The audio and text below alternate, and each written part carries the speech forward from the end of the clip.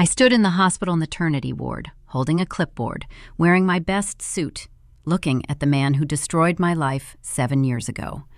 My ex-husband, David, standing there, pale and trembling, staring at me like he'd seen a ghost. "Emily," he whispered, Is that really you?" "It's Attorney Parker," I said calmly. "I'm here from the hospital's legal department to review insurance documents for an emergency admission. Your wife, I believe?" He couldn't speak, just nodded, eyes wide with shock and something that looked like fear. Because 7 years ago, I was a broken woman he'd betrayed and abandoned, a wife he'd cheated on, a mother he'd turned her children against. And now I was the lawyer who held his insurance claim and his future in my hands. My name is Emily Parker. I'm 40 years old, and this is the story of how I went from betrayed housewife to one of Chicago's most feared litigation attorneys, and how karma brought my ex-husband right back to me when he needed help the most. But let me take you back to the day everything fell apart. 10 years ago, I was Emily Thompson, married to David, mother of 2 kids, Sophie, 8, and Michael, 6. My whole world revolved around my family. I thought we were happy, thought our marriage was solid, thought I knew my husband. I was wrong about all of it. My best friend Rachel had been coming around a lot. "Just helping out," she'd say, watching the kids while David and I ran errands, having dinner with us several times a week. I trusted her, completely. She was my closest friend since college, my confidant, my sister in everything but blood. David worked late a lot, sales job, demanding clients, or so he said. The truth? He was with Rachel, in hotel rooms, in her apartment, sometimes even in our house when I was at my mother's. I found out by accident, came home early from grocery shopping, forgot my wallet, walked into my bedroom. They were there. My husband and my best friend, in my bed. The image is burned into my brain. Will never leave. Not ever. Rachel screamed, scrambled for clothes. David just froze. Caught. Guilty. Pathetic. "Emily, I can explain. Get out, both of you. Get out of my house." But that was just the beginning. The betrayal was awful, but what came next was worse. David didn't just leave. He launched a campaign, a systematic effort to turn my children against me. He moved in with Rachel, filed for divorce, and started poisoning Sophie and Michael. "Mommy's angry all the time now. Mommy doesn't love Daddy anymore, so she doesn't love us either. Mommy wants to take us away from Daddy. That's mean." Week after week, month after month, subtle manipulations, outright lies, emotional abuse disguised as parenting. By the time we got to custody hearings, my own children were afraid of me. Sophie wouldn't look at me. Michael cried when it was my turn for visitation. David's lawyer painted me as unstable, angry, vindictive, a woman who couldn't move past her bitterness. The judge awarded David primary custody. I got every other weekend, 4 days a month with my babies. I left that courthouse broken, completely broken. My husband had stolen my best friend. My best friend had stolen my husband. And together, they'd stolen my children. That night, I sat in my empty apartment. I'd had to move out of our house. And I had a choice: fall apart completely or get up and fight back. Not in court, that battle was lost, but in life, in the long game. I looked at my situation, 33 years old, no career, I'd been a stay-at-home mom, no money, divorce settlement barely covered rent, no power, the legal system had failed me. And I thought, the legal system failed me because I didn't understand it, because I had no power within it, because I was just another woman with a sympathetic story, but no tools to fight. So I decided to become the tool, to learn the system, to gain power within it. I was going to law school. People thought I was crazy. "You're too old. You have no money. You need to focus on getting your kids back." "I am focusing on getting my kids back," I said, "just not the way you think." Because I knew something. David had won custody by manipulating the system, by having a better lawyer, by understanding how to present himself. If I wanted to compete, I needed to be better than his lawyer, better than any lawyer. I needed to become someone who understood power, who wielded it, who couldn't be dismissed or ignored. I took out student loans, enrolled at Northwestern Law, worked 2 part-time jobs while studying full-time. It was brutal. 18-hour days, no social life, no dating, just work and study and work and study. My kids? I saw them every other weekend, 4 days a month, and they were distant, polite but cold. David's programming was working, but I didn't give up. Every time I wanted to quit law school, I thought about Sophie and Michael, about proving to them that their mother was strong, capable, someone to admire. I graduated top of my class. 3 years of hell, but I did it. Then came the bar exam. Another nightmare. 3 months of studying, then 3 days of testing. The hardest exam I've ever taken. I passed. First try. Top 10% of scores in Illinois. I was officially a lawyer. Attorney Emily Parker. Got hired by a top firm in Chicago. Started in litigation, commercial disputes, insurance cases, the boring stuff that pays well. But I was good at it. Really good. My anger, the rage I'd been carrying for 3 years, made me sharp, aggressive, relentless. I never lost a case. Not one. Clients loved me. Partners noticed. I was promoted, then promoted again. 4 years after becoming a lawyer, I made partner. Youngest in the firm's history. 7 years after David destroyed my life, I was one of Chicago's top litigation attorneys, making 7 figures, living in a luxury high-rise, driving a car that cost more than my old house. And my kids? They were older now. Sophie was 15. Michael was 13. Old enough to see through their father's manipulation. Old enough to ask questions. Mom, why did you become a lawyer? Because I needed to become someone powerful enough that nobody could ever dismiss me again. Is that because of Dad? That's because of life. Sometimes people try to destroy you. Your job is to rebuild yourself so strong they can't try again. They started spending more time with me, choosing to, not because a court ordered it, because they wanted to. David hated it, saw his control slipping, but there was nothing he could do. The kids were choosing me. And Rachel? She and David had broken up years ago. Turns out, relationships built on betrayal don't last. Who knew? My life was perfect. Professionally, financially, even my relationship with my kids was healing. Then came the day that brought it all full circle. The day David walked back into my life. I was at the hospital doing a routine consultation. I'd been contracted by the hospital's legal department to review complex insurance cases. Easy money, boring work. Then I got paged to the maternity ward.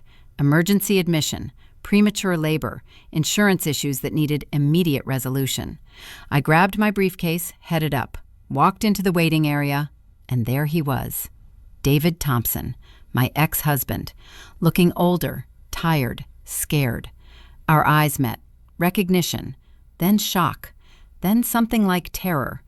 Because I wasn't broken Emily anymore. I was attorney Emily Parker, and I was about to review his insurance documents. The universe has an incredible sense of irony. Jongyu stood there for a moment, just looking at David, taking in every detail. He'd aged badly, hair graying, face lined. The confidence he'd had 10 years ago, when he'd stood in divorce court and destroyed me, was completely gone, replaced by fear, exhaustion, desperation. Emily, he said again, I didn't know you worked here. I didn't know you were a lawyer. Attorney Parker, I corrected, voice professional, cold. I don't work for the hospital directly. I'm a consultant. I review complex insurance cases, like yours, apparently. You don't have to do this. We can get someone else. Actually, you can't. I'm the only attorney on call tonight for maternity emergencies. So unless you want to delay your wife's care while we find another lawyer, I let that hang. His face went white. No, please. Rachel needs help now. Rachel. Of course it was Rachel. My former best friend. The woman who destroyed my marriage. Now having David's baby in an emergency situation. Karma really was poetic. Then let's get started. I need to review your insurance documents, your wife's medical history, and current admission paperwork. The hospital needs to ensure coverage before proceeding with emergency procedures. Will she be okay? The baby? I'm not a doctor, Mr. Thompson. I'm a lawyer. My job is paperwork. The doctors will handle the medical questions. Mr. Thompson, not David, not my ex-husband. Just another client, another case, another insurance headache to solve.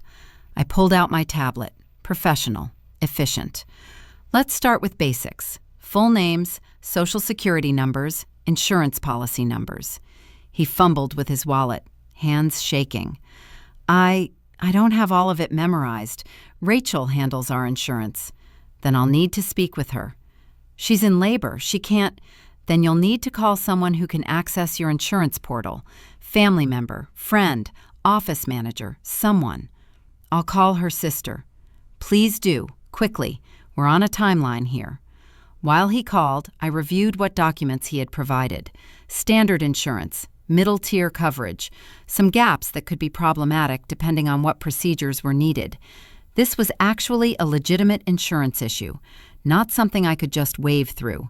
They might need help navigating coverage denials, which meant I'd be working this case, whether I wanted to or not. David finished his call. Her sister is checking the online portal now. She'll call back with details.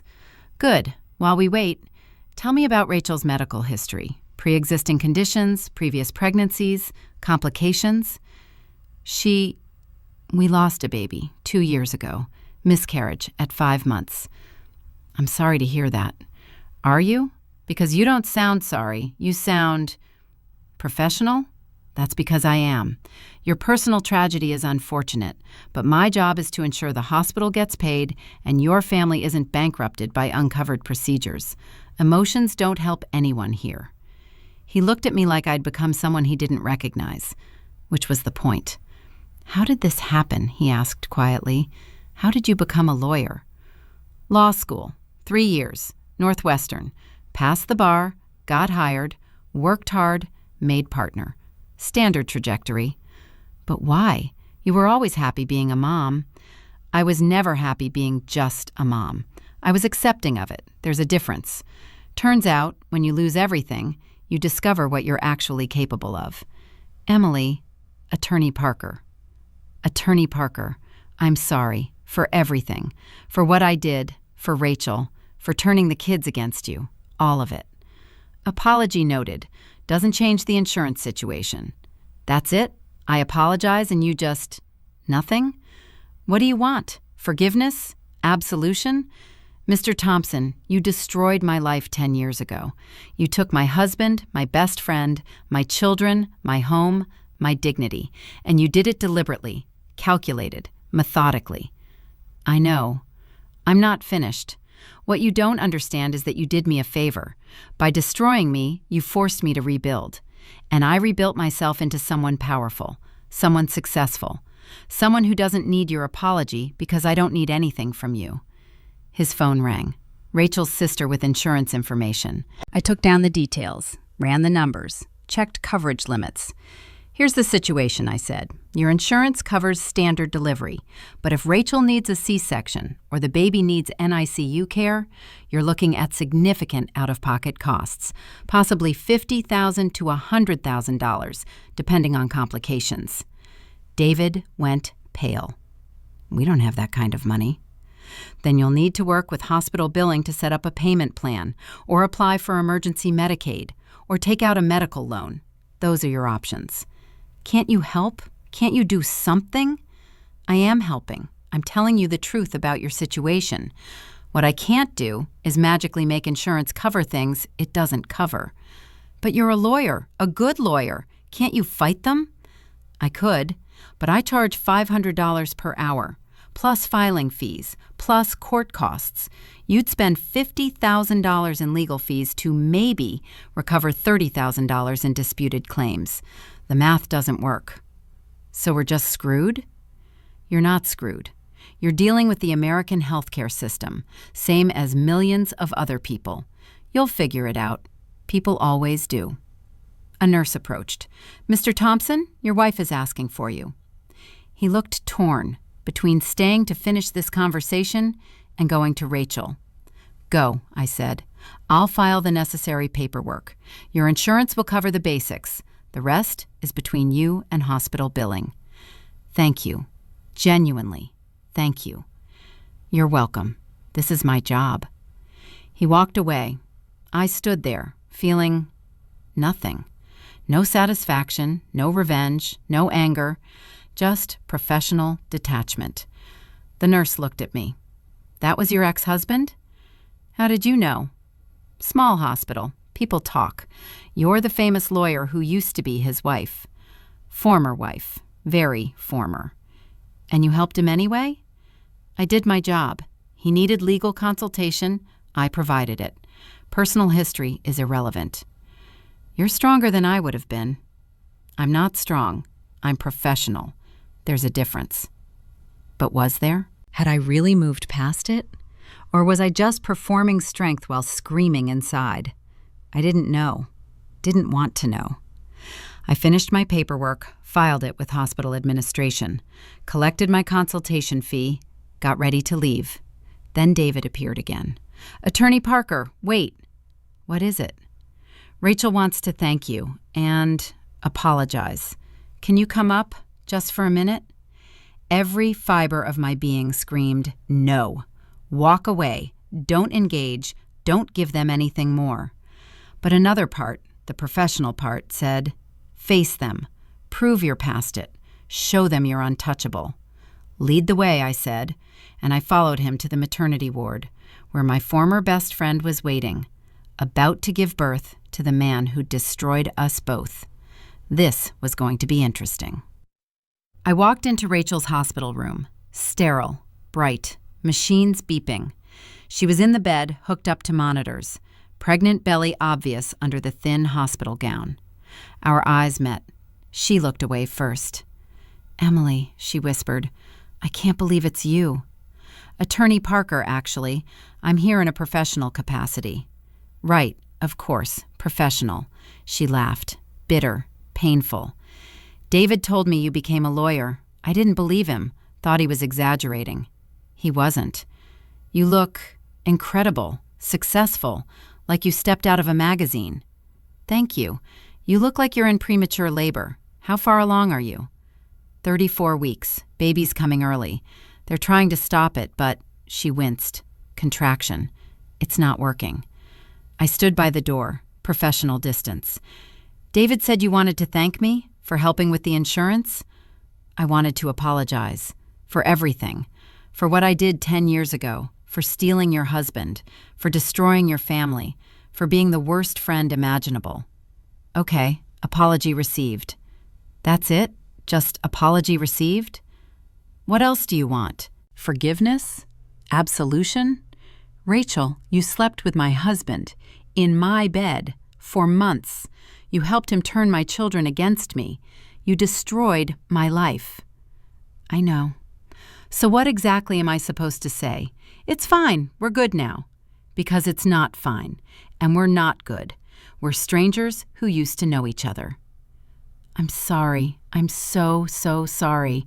I've been sorry for 10 years. Then you've wasted 10 years feeling guilty because I stopped caring about you the day I walked into my bedroom and saw you there."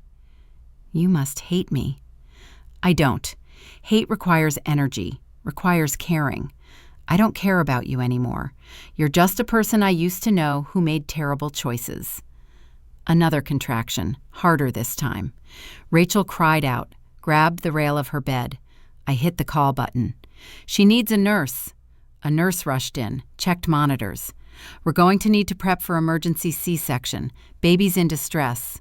"What? No, it's too early." Rachel was panicking. 34 weeks is viable. Baby will need NICU but should be fine. Mr. Thompson, you'll need to scrub in. Ms. Parker, you'll need to leave." "Wait," Rachel said. "Emily, please, stay. I'm scared. David's scared. We don't have anyone else here." "I'm your lawyer, not your friend." "Please, just, please, I'm begging you." I looked at her, really looked at her, this woman who'd betrayed me, who destroyed my marriage, who was now terrified and alone, except for the husband she'd stolen. Every instinct said, leave, walk away, let them handle this alone. But I'm not cruel. I'm professional, and professionals don't abandon clients in crisis. I'll stay in the waiting room, but Rachel, this is the last thing I do for you. After tonight, we're done, completely. I understand. Thank you. They wheeled her to surgery. David followed. I went to the waiting room, sat in an uncomfortable chair under fluorescent lights, surrounded by other anxious families. And I thought about the past 10 years, about how far I'd come, about the woman I'd become. I'd built a career, a reputation, a life. Everything David and Rachel tried to take from me, I'd rebuilt better. So why was I sitting here? Why did I care if Rachel's baby was okay? Why wasn't I gone already? Because somewhere deep inside, I still remembered who I used to be, the woman who cared, who helped, who put others first. Law school hadn't killed that woman. It had just taught her to protect herself, to set boundaries, to demand respect. But underneath the suits and the degrees and the partner title, I was still Emily, still someone who didn't leave people alone in hospitals, even people who didn't deserve my kindness. 2 hours later, David appeared, exhausted, emotional. It's a boy, 4 pounds, 6 ounces. He's in NICU, but doctors say he'll be fine. Congratulations. Rachel's recovering. She's okay too. They both made it. He sat down heavily. Thank you for staying. I'm still on the clock. Hospital wanted legal presence for the emergency procedures. You didn't have to stay. You could have left. I could have, but I didn't. Why? Good question. Why had I stayed? Because I'm not you, I said simply. When you had power over me, when I was vulnerable and broken, you used it to hurt me. You took everything you could. You made me suffer. I know. I'm ashamed. I'm not finished. Now I have power. I'm the lawyer. I'm the one who controls things. And I could use that power to hurt you back, to make tonight harder, to abandon you when you needed help. But you didn't. Because I'm better than you. I always was. You just couldn't see it. He couldn't argue, because it was true. What happens now, he asked. Now you go back to your wife and son. You handle your insurance. You live your life. And we go back to being strangers. The kids ask about you, Sophie especially. She's proud of you, tells everyone her mom is a big-shot lawyer. I know. We talk regularly now. She and Michael both. They're old enough to make their own choices about relationships. They're choosing you. They're choosing someone who fought to become worthy of their respect. You spent years trying to make them hate me. I spent years becoming someone they couldn't help but admire. We both made our choices. I was wrong. About everything. About Rachel, about turning the kids against you, about thinking you'd stay broken. Yes, you were. But you can't undo it. You can only live with it. What if I want to make amends? Then make amends. But not to me. To Sophie and Michael. They're the ones you really hurt. They're the ones who deserve your apologies. A nurse appeared. Mr. Thompson, your wife is asking for you. He stood, hesitated. Emily, Attorney Parker, I just want you to know, I regret everything. Genuinely, deeply. You deserved better than what I gave you. Yes, I did. But I gave myself better. That's what matters. He walked away. I sat there for another moment, processing, feeling the weight of the night. Then I stood, straightened my suit, grabbed my briefcase, walked out of the hospital, into the Chicago night, into my car, into my life. The life I'd built, the success I'd earned, the power I wielded. David and Rachel would raise their son, deal with their consequences, live their lives. And I'd continue being Attorney Emily Parker, litigation specialist, partner, someone who commanded respect because she'd earned it. That was enough. More than enough. It was everything. The next morning, I was in my office reviewing case files when my assistant buzzed. "Ms. Parker, you have a call. Line 3. It's your daughter." Sophie. Calling during school hours. That was unusual. Put her through.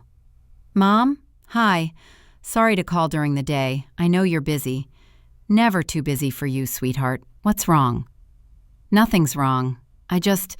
Dad told me something. About last night. About you being at the hospital when Rachel had the baby." Of course he did. Yes, I was there, in a professional capacity. Hospital, legal, consultation. "He said you stayed, even after you didn't have to, even though Rachel was, the woman who destroyed our family?" "Yes, she was. I did stay." "Why are you asking?" "Because I'm trying to understand. How can you be kind to people who hurt you that badly?" I leaned back in my chair. This was the conversation, the one I'd been preparing for since Sophie was old enough to understand what had happened. Being kind to them isn't about them, Sophie. It's about me, about who I want to be. Do I want to be someone who uses power to hurt people, or someone who uses power to help people, even people who don't deserve it? "But they didn't deserve your help."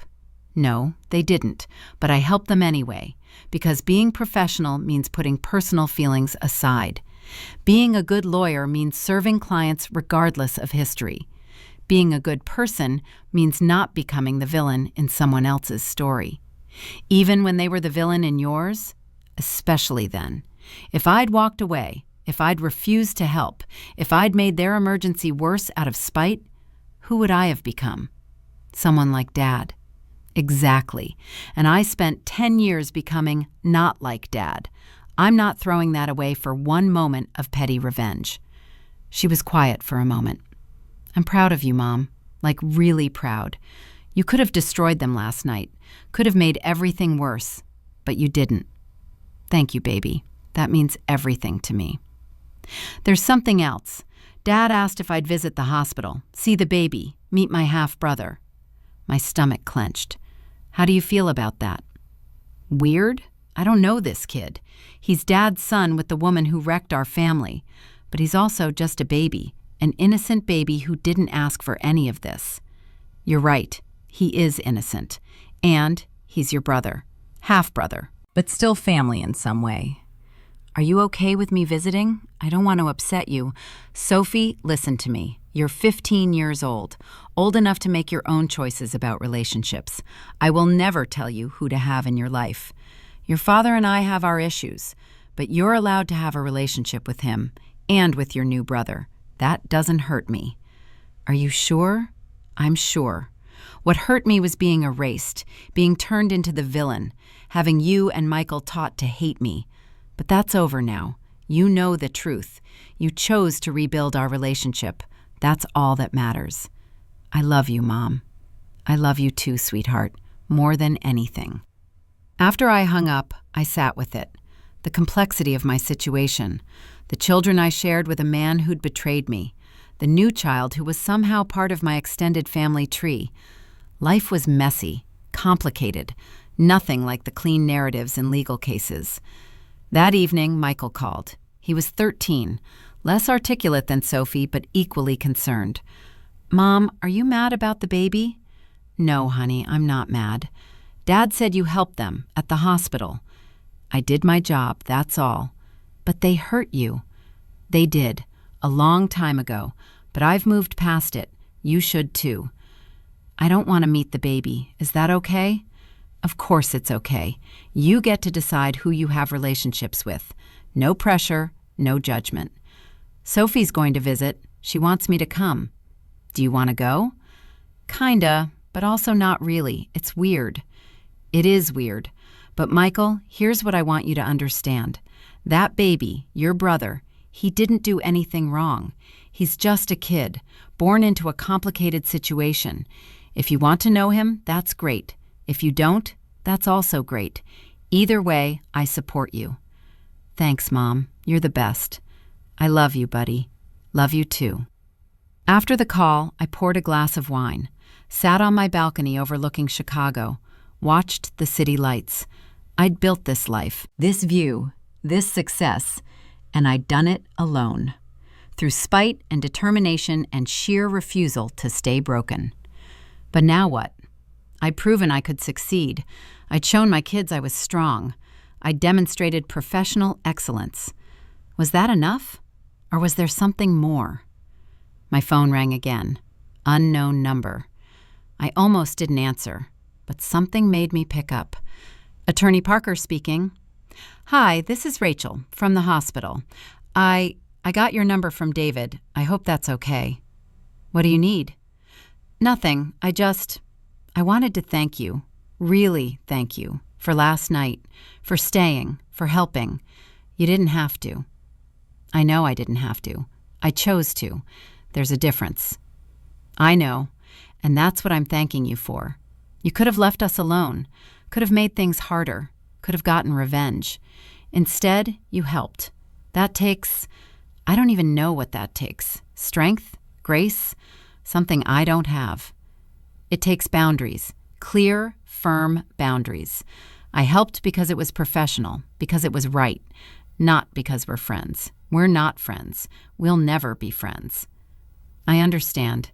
I just needed you to know. You're a better person than I ever was.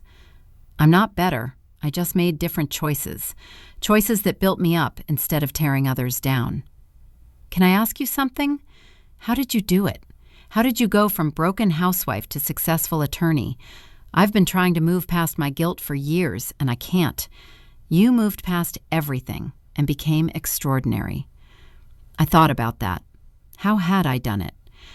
I took every piece of pain you and David gave me, and I used it as fuel.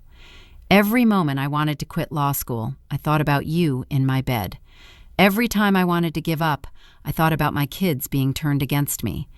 Every obstacle became motivation. Every setback became determination. I don't know how to do that. Then learn.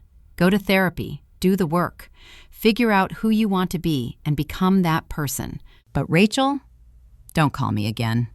I've given you everything I'm going to give you. My professional help, my kindness, my wisdom. That's it. We're done now. I understand. Thank you, Emily, truly. It's Attorney Parker, and you're welcome. I hung up, blocked the number, drew the final boundary. They'd had their moment, their glimpse into my life, their chance to see what I'd become. Now they could live with it, while I continued forward, toward whatever came next. Because this wasn't the end of my story. This was just a chapter, one I'd written myself, on my own terms. And the next chapter? That was mine to write too. 3 months after that night at the hospital, Sophie asked if we could have dinner, just the two of us. Important conversation. We met at a nice restaurant downtown. She'd dressed up, looked so grown up, almost 16 now, not my little girl anymore. Thanks for meeting me, Mom. Always. What's on your mind? I want to live with you, full time, not just weekends in summer. All the time. My heart stopped. What about your father? I'll still see him, but I want my primary residence to be with you. Michael, too. We've been talking about it. Have you discussed this with your dad? Not yet. Wanted to ask you first. Make sure you'd even want us full time. You're so busy with work. Sophie, stop. I would love nothing more than to have you and Michael full time. You're my children. You've always been my priority. Even when you were in law school, working all those hours? Especially then. I was building a future that would give us stability, give you opportunities, give us all a better life. I know that now, but when I was little, Dad made it sound like you chose work over us. I chose survival, chose to become someone who could provide for you, who could fight for you, who could show you what strength looks like. You did. We see it, and we want to be with you. What changed? 3 months ago, you were still spending most of your time at your dad's. She looked uncomfortable. Things got weird after the baby came. Dad and Rachel are focused on him, which is fine, he's a baby, but they barely notice us anymore.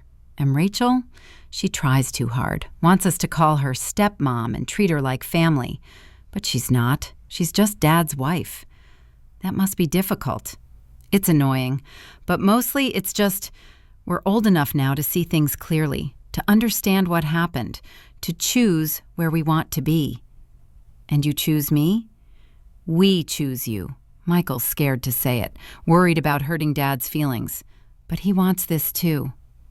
Okay, then we do this right. We sit down with your father, have a conversation, work out a new custody arrangement. No court battles, no lawyers manipulating kids, just a family discussion. What if he says no? Then we go to court. And Sophie, I'm a much better lawyer than whoever he can afford. I'll win, but I'd rather not do that to him or to you kids. You're being nice again, even though he doesn't deserve it. I'm being strategic. Court battles are expensive and traumatic. If we can resolve this like adults, everyone wins. The next week, I met with David at a coffee shop, neutral territory, just the two of us. He looked terrible, exhausted. The new baby was clearly taking a toll. Emily, thanks for meeting with me. The kids want to live with me full time. We need to discuss custody modification. He closed his eyes. I know. Sophie told me. Michael, too. And I don't want to lose them. But I also know I can't say no. They're old enough to choose, and they're choosing you. I'm not trying to take them from you. You'll still have visitation, weekends, holidays. We'll be flexible. Why are you being reasonable about this? You could destroy me in court, take them away completely, make me look like the villain I am.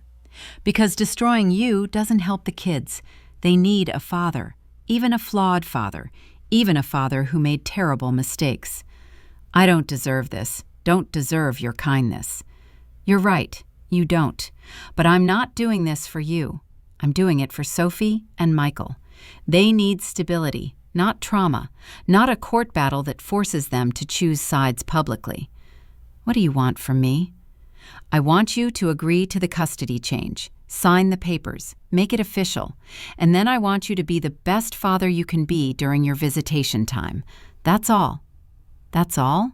No revenge? No making me suffer? David, you're already suffering. I can see it in your face.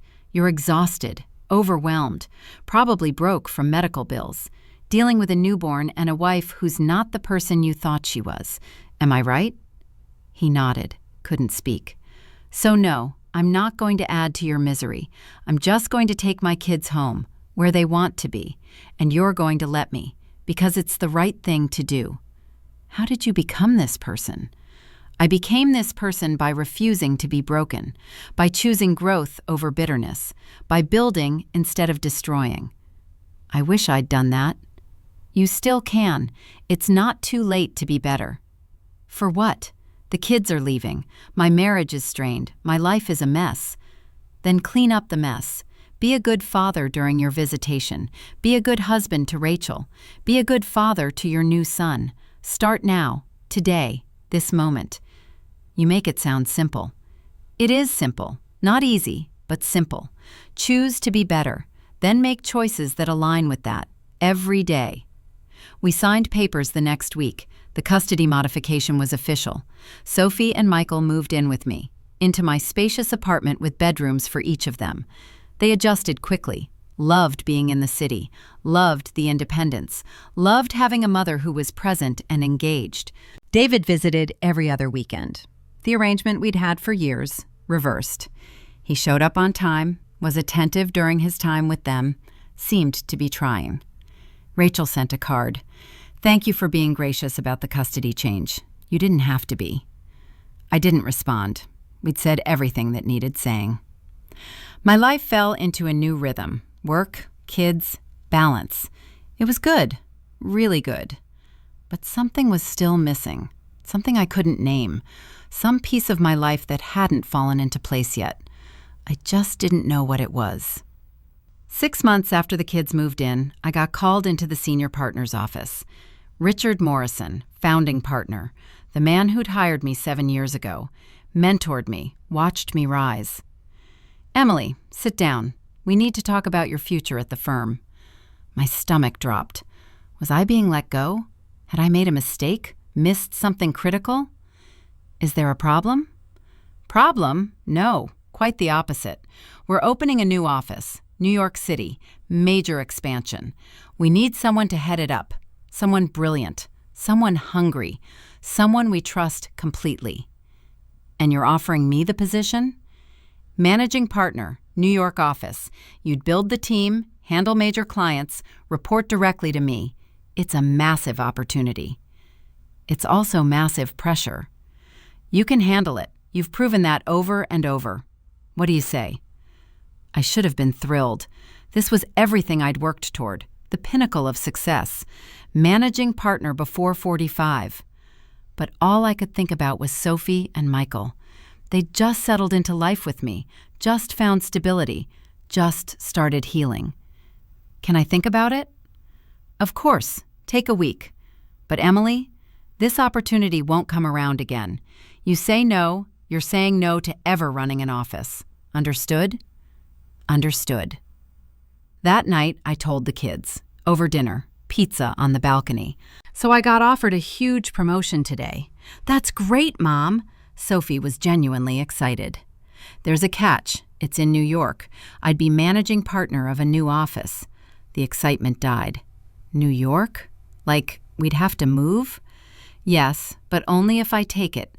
I wanted to discuss it with you first. Michael spoke up. Would we have to change schools? Yes, new schools, new city, new everything. But we just got settled here. We just made friends. Sophie couldn't finish. I know. That's why I haven't said yes yet. This is a family decision. Mom, it's your career. You should do what's best for you. What's best for me is what's best for you two. Career is important, but you're more important.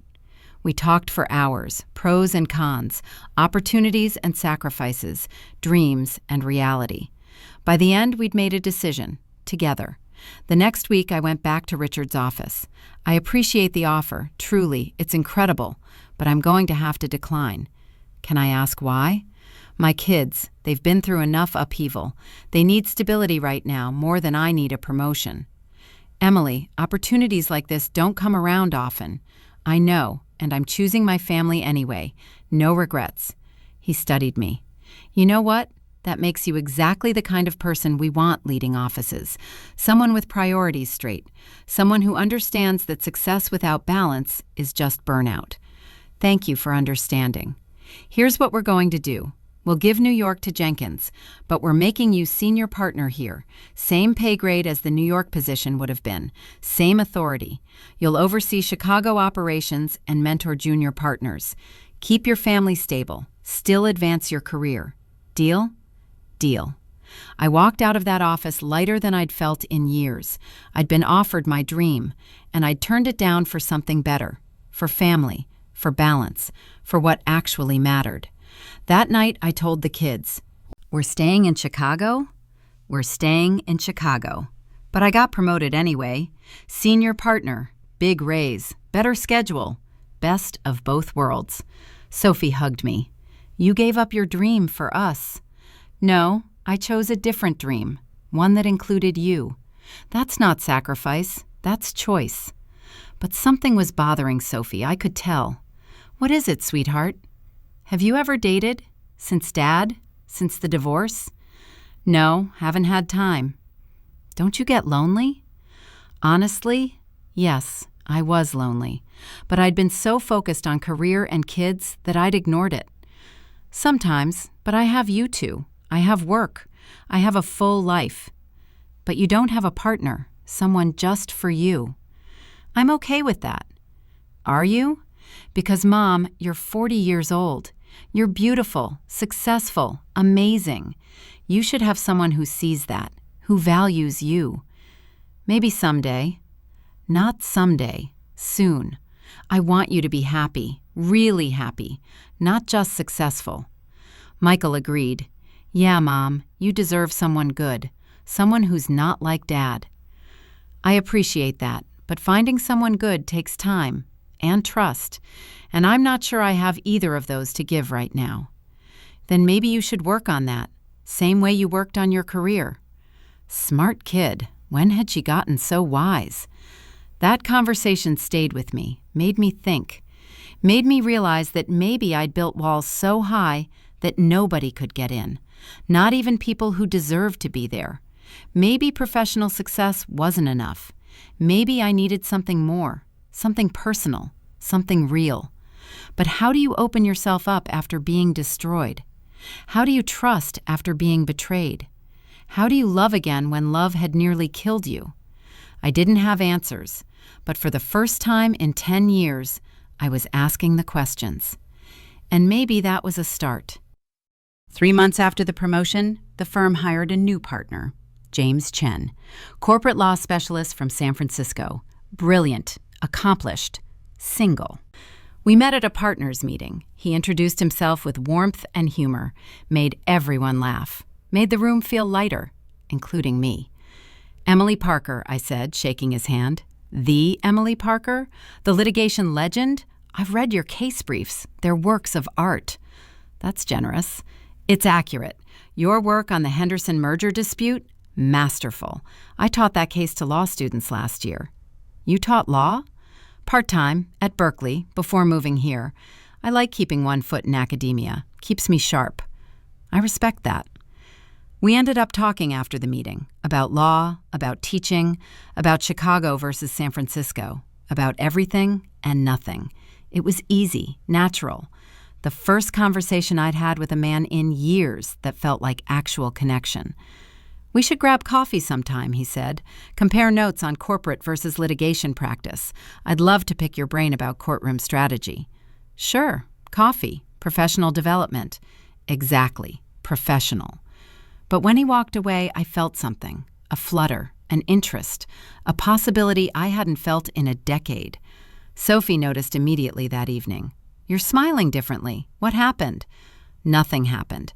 We hired a new partner, James Chen. Nice guy, smart." "Single?" "I don't know. Why would I know that?" "Because you're blushing. You're interested." "I'm not. Okay, maybe a little. But he's a colleague. It would be inappropriate."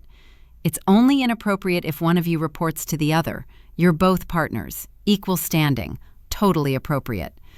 "When did you become an expert on office romance?" "I watch a lot of TV. And Mom? You should go for it. Ask him out." "I'm not asking him out. We're just colleagues." But over the next few weeks, James and I kept finding reasons to talk. Coffee became lunch. Lunch became dinner. Dinner became drinks after work. We talked about everything: his divorce, my divorce, his kids, my kids, our careers, our dreams, our failures. "I was married for 12 years, he said one night over wine. "She cheated with my business partner, took half my firm in the divorce. I had to start over completely." "That's awful. I'm sorry." "Don't be. Best thing that ever happened to me. Forced me to rebuild better, stronger, smarter. Same as you, I suspect." "Same as me." "Can I ask you something? Do you ever think about dating again, or are you married to your career?" "Until about 3 months ago, I would have said married to my career. But lately, I don't know. I'm thinking maybe there's room for something else." "Good, because I'd like to take you to dinner. A real dinner. Not colleagues, not networking. A date." "A date." "Unless that makes you uncomfortable, in which case, forget I said anything, and we'll go back to being colleagues who occasionally share meals for purely professional reasons." I laughed. "No, a date sounds nice. I'd like that." "Saturday night? I know a place. Italian. Intimate. Perfect for first dates." "Saturday works." We went on that date, then another, then another. Within 3 months, we were in a relationship. Within 6 months, we were serious. The kids loved him. He was funny, kind, present. Nothing like David. "He's good for you, Mom," Sophie said. "You laugh more, relax more. You seem happy." "I am happy. For the first time in years, I'm really happy." "Good. You deserve that." 1 year after we started dating, James proposed. At the same restaurant where we'd had our first date. Simple, sweet, perfect. "Emily Parker, you're the most extraordinary woman I've ever met. You're brilliant, strong, beautiful, kind. Will you marry me?" "Yes, absolutely yes." We got married 6 months later. Small ceremony, just family and close friends. Sophie and Michael stood with me. James's kids stood with him. Blended family. Second chances. New beginnings. David sent a card. Congratulations. You deserve all the happiness in the world. I mean that. I believed him. He'd grown, changed, become a better father, a better person. Not someone I wanted in my life, but someone I could respect from a distance. Rachel sent flowers. Wishing you joy. Thank you for showing me what grace looks like. I sent a thank you note. Professional, brief, final. That chapter was closed. This new chapter was opening, and it was beautiful. But life has a funny way of testing you just when you think you've got it figured out. 2 years into my marriage with James, I got a call from David's lawyer. Attorney Parker, this is Martin Ross. I represent David Thompson in a custody matter. We need to discuss modification. What modification? We have a standing agreement. The kids live with me. He has visitation. Mr. Thompson is requesting increased custody. He believes the children should spend equal time with both parents now that they're older. The kids are 17 and 15. They're old enough to choose where they live, and they've chosen me. Mr. Thompson feels they were influenced by your professional success, that they see you as the winning parent and him as the losing parent. He wants the court to reconsider.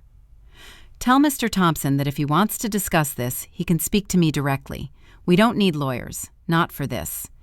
He was hoping to avoid, I'm not his ex-wife anymore. I'm his children's mother and his co-parent. We talk like adults. Tell him to call me. David called that evening, nervous, apologetic. Emily, I'm sorry about the lawyer. I just thought. You thought what? That you could manipulate the system again? Like you did 10 years ago? No, I just want more time with my kids. They're growing up. Sophie's going to college next year. Michael's not far behind. I'm running out of time. Then be a better father during the time you have. Don't try to force more time through legal coercion. That's easy for you to say. You're the perfect parent, the successful one, the one they admire. I'm just the guy who messed up. You're the guy who's still messing up. David, you want more time with your kids? Ask them. Have a conversation. Build a relationship. Don't use lawyers to force proximity that should be earned. What if they say no? Then you work harder. You prove you're worth their time. You become someone they want to be around. How? How do I compete with you? This isn't a competition. It never was. You made it one. You turned parenting into a war 10 years ago. I refused to keep fighting. I just focused on being present, on being real, on being someone my kids could respect. I don't know how to do that. Then learn. Go to therapy, read books, talk to your kids, ask them what they need from you. Then provide it. Will you help me? No, this is your journey. But David, I won't fight you. If you genuinely want to be a better father, I'll support that. I'll encourage the kids to spend more time with you. I'll be flexible with scheduling. But you have to do the actual work. Thank you. I don't deserve your help. You're right, you don't. But my kids deserve a father who tries. So I'm helping them, not you. Fair enough. The next week, David sat down with Sophie and Michael, had a real conversation. No manipulation, no guilt, just honesty. I know I haven't been the father you deserved. I know I made terrible choices that hurt you. I want to do better, but I need you to tell me how. They talked, really talked, for the first time in years, and something shifted, not back to the old dynamic, but into something new, something healthier. David started showing up, not just physically, emotionally. He asked questions, listened to answers, made effort. Sophie started calling him more. Michael started opening up about school and friends. It wasn't perfect, but it was real. One evening, Sophie came to me. Mom, Dad asked if Michael and I would spend Thanksgiving with him this year. At his house, with Rachel and the baby. And? I told him I'd think about it, but I wanted to ask you first. Would that hurt you? No, sweetheart, you spending time with your father doesn't hurt me. Not anymore. But you've always hosted Thanksgiving. It's our tradition. Then we'll make a new tradition. Maybe Thanksgiving with Dad, Christmas with me, or alternate years. We're flexible. You're being too nice again. I'm being healthy. There's a difference. Healthy co-parenting means supporting your kids' relationships with both parents, even when it's inconvenient, even when it's uncomfortable. How did you get so wise? I got hurt really badly. Then I chose to heal instead of staying wounded. That's not wisdom. That's survival. They spent Thanksgiving with David. I spent it with James and his kids. It was lovely. Different, but lovely. When Sophie and Michael came home, they were happy, relaxed, at peace with both sides of their family. Dad's trying, Mom, really trying. He apologized to both of us for turning us against you, for lying, for everything. How do you feel about that? Good. Like maybe we can all move forward now. Not forget, but forgive. And be a family. A weird, complicated, blended family. That sounds perfect. Because it was. Not the family I'd planned, not the life I'd imagined, but something real, something honest, something built on truth instead of lies. David and I would never be friends, but we were good co-parents. We communicated, collaborated, prioritized the kids, and that was enough. More than enough. It was everything the kids needed. 5 years after the hospital confrontation, I was 45 years old, senior partner, happily remarried, close with my kids, successful, content. But something was calling to me, something beyond casework, beyond billable hours, beyond professional success. I wanted to give back, to help women like me, women who'd been destroyed by betrayal, women who needed to rebuild, women who needed power. I started a foundation, the Second Chance Legal Fund, providing free legal services to women escaping bad marriages, especially women whose husbands were manipulating custody, using lawyers as weapons, turning kids into pawns. The women I could have used 10 years ago. We funded everything: divorce representation, custody battles, protective orders, financial negotiations, everything needed to escape and rebuild. The response was overwhelming. Hundreds of women reached out, all with similar stories: betrayal, manipulation, loss, pain. And one by one, we helped them. Pro bono work through my firm, volunteer hours from partners and associates, everyone giving time to something that mattered. Sophie got involved. She was in college now, pre-law, planning to become a family attorney, following in my footsteps but forging her own path. I want to help women like you, Mom, women who got destroyed but fought back, women who need someone in their corner. You're going to be an incredible lawyer. I learned from the best. One day we got an unusual application, a woman seeking help with a custody dispute. Her husband had cheated, turned the kids against her, was using lawyers to destroy her. The name? Rachel Thompson. My Rachel. David's Rachel. My former best friend who'd destroyed my life 15 years ago. I called the foundation coordinator. This application, Rachel Thompson, I know her. I can't be involved. Do you want me to reject it? I thought about that. Did I? Did I want to refuse her help? Leave her to navigate the system alone like I'd had to? No. Assign it to someone else, but accept her. She deserves help. Everyone does. Even people who hurt you? Especially people who hurt me. Because refusing to help her doesn't hurt her. It hurts her kids. And kids don't deserve to pay for their parents' mistakes. The case went forward. One of my associates handled it. I stayed completely removed. 3 months later, the associate gave me an update. We won. Rachel got primary custody. The husband's manipulation was documented and shut down. Kids are safe. Good. That's what matters. Rachel asked if she could thank you, said she knows you run the foundation, wants to express gratitude. Tell her no thank you necessary. Tell her to pay it forward. Help other women when she's back on her feet. That's all I want. But Rachel showed up at my office anyway, unannounced, desperate to talk. My assistant buzzed. "Ms. Parker, Rachel Thompson is here. She doesn't have an appointment, but says it's personal." I could have refused, could have had security escort her out, could have maintained my boundaries. But I was curious. After 15 years, what could she possibly have to say? "Send her in." Rachel walked in looking older, tired, humbled, nothing like the woman who'd stolen my husband. "Emily, thank you for seeing me." "I have 5 minutes. What do you want?" "To thank you. You saved me. Your foundation, your lawyers. They saved me and my kids. I'm glad we could help. That's what the foundation is for." "But you knew it was me. You could have rejected my application, could have left me to suffer. Instead, you helped. Why?" "Because 15 years ago, I needed help like that and didn't have it. I had to fight alone. I don't want other women to go through what I went through, not even women who hurt me. I'm sorry. I know I've said it before, but I need to say it again. I'm so, so sorry for what I did to you, for David, for everything." "I know, and I accept your apology. But Rachel, we're not friends. We won't be friends.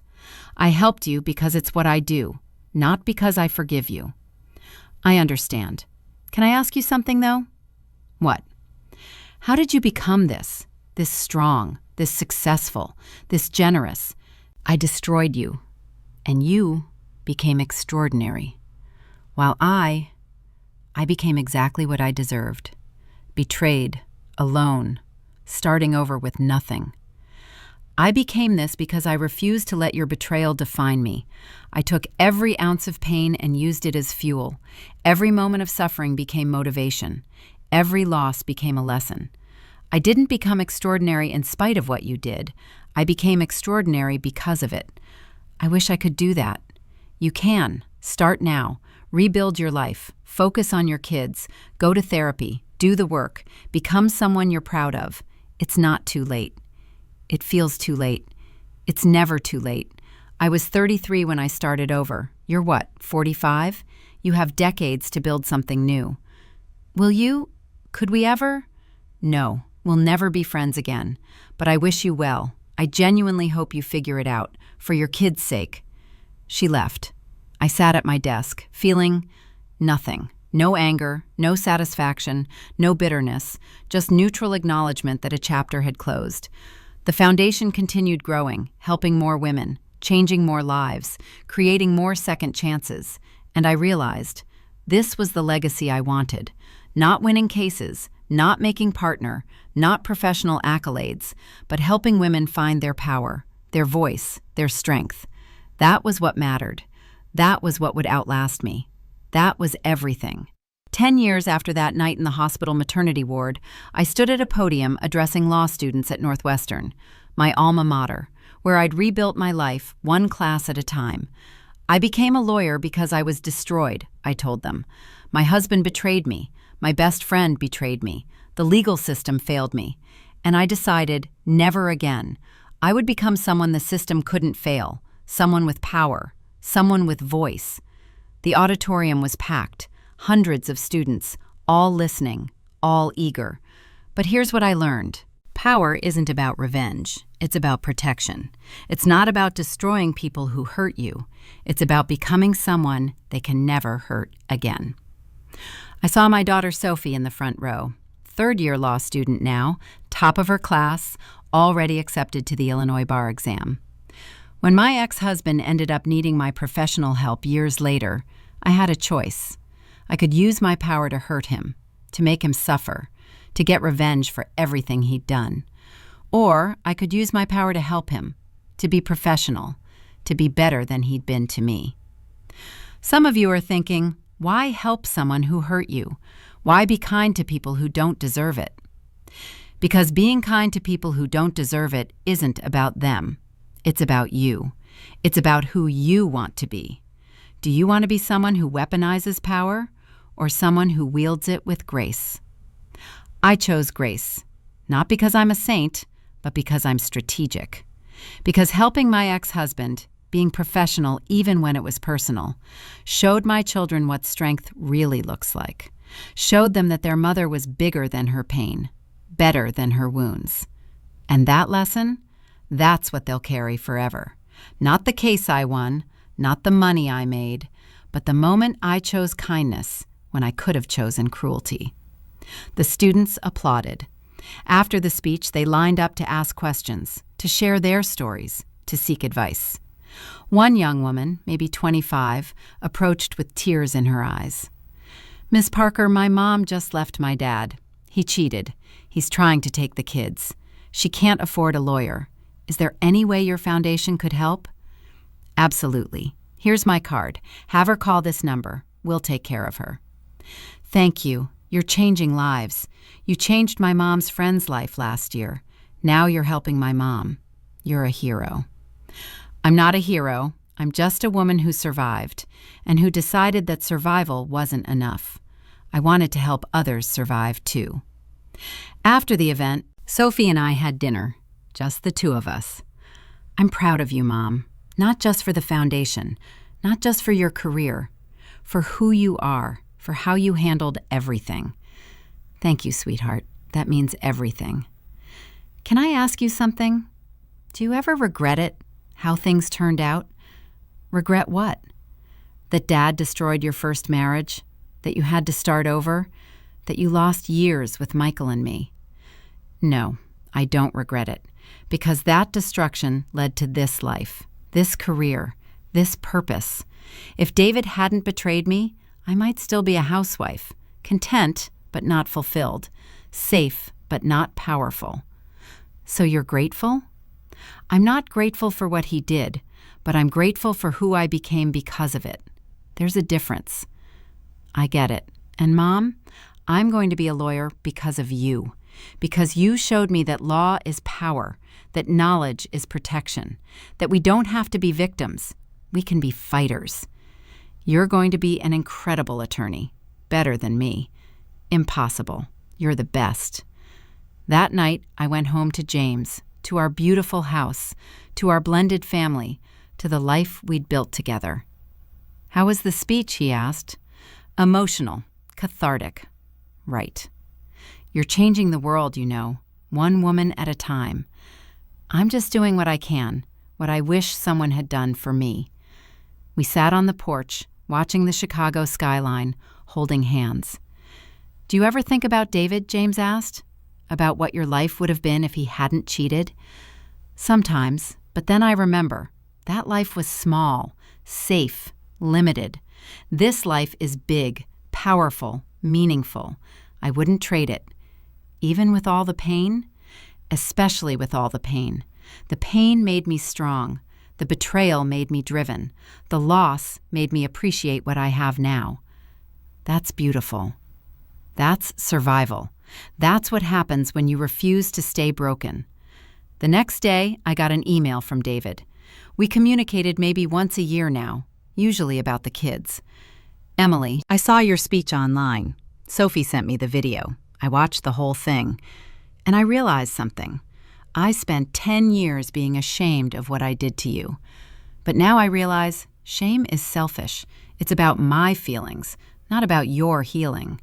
So instead of shame, I'm going to feel something else. Pride. I'm proud that you became who you are. I'm proud that my children have you as their mother.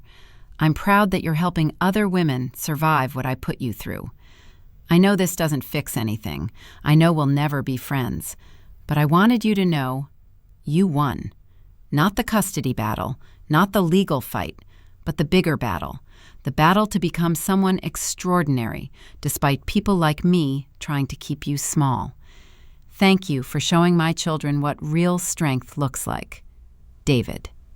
I read it twice, felt something like closure, like the final period at the end of a very long sentence. I didn't respond, didn't need to. He'd said what he needed to say. I'd heard it. That was enough. I forwarded the email to Sophie. She responded immediately. Dad's finally getting it. Only took him 15 years. Better late than never. Are you happy, Mom? Really, truly happy? Yes, baby, I'm happy. I have you and Michael. I have James. I have my career. I have my foundation. I have purpose. I have power. I have everything I fought for. Then it was all worth it? Every painful moment, every impossible day, every time I wanted to quit, all worth it, because it led here, to this life, to this moment, to this happiness. And it was true, every word.